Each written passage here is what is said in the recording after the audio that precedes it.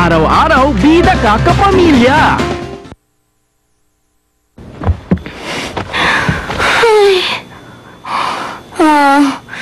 Nakakatamad naman. Sino yan?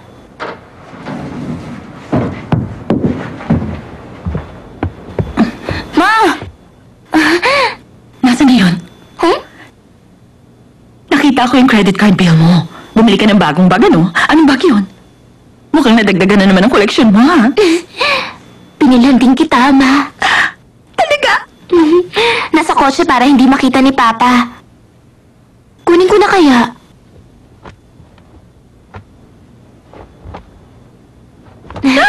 Ito yung inyo, Ma. Wow! Ang ganda-ganda naman! Ang ganda, hindi ba, Ma? Alam niyo, nung makita ko yan, kayo agad ang naisip ko. Kaya lang, may damit kaya ako na pwedeng partner dito? Kung gusto niyo, pwede tayong bumili ng bago niyong damit. Talaga? Yung bagay dyan. Ang ganda naman. Sa'yo ba ito lahat? Wow! Ang ganda rin ng isang to, ha? Ang ganda po, di ba? Ang kaso, mas bagay sa matanda to. Magmumukha ka matanda dahil dito. Huh? Sandali lang. Brianna, mukha talaga tong pang matanda. Ibigay mo na lang to sa akin. Huh? Sige, Ma, sa'yo na yan. Talaga? Mag-ina nga tayong dalawa. Parehong-pareho kasi ang taste natin, eh. Pakidala mo nga rito yung pulang bag. Pati na rin yung iba. Opo. Dalhin mo lahat. Ito pong green.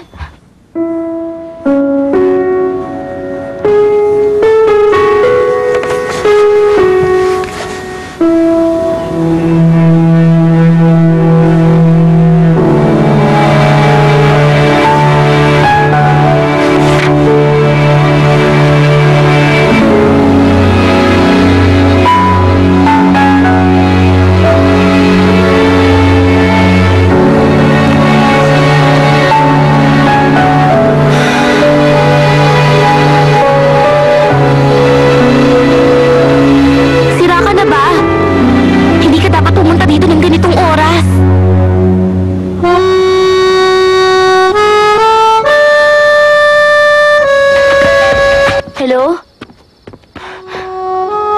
Nasaan ka ba ngayon? Nasa may gate ka? Alam mo ba kung anong oras na?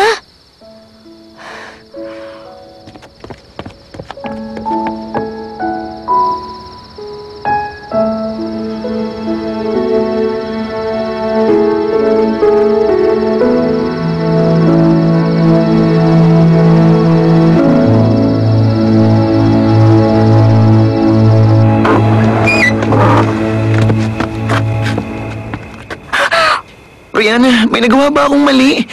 Kung may nagawa akong mali, sabihin mo sa akin, ha? Ay, sinabi ko na sa'yong wala kang ginawang mali. Kung ganun, ba't di mo sinasagot mga tawag ko?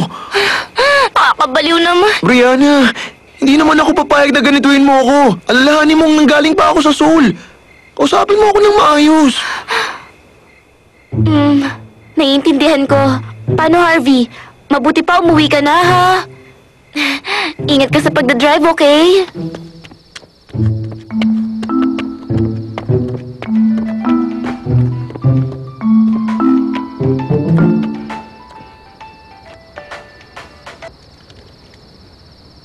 Ikaw pala. Bakit? Ano? Na-flat ang gulong mo? Ano naman ang Alam mo naman yung train station, di ba? May bagong auto shop na malapit doon. Subukan mong pumunta ron.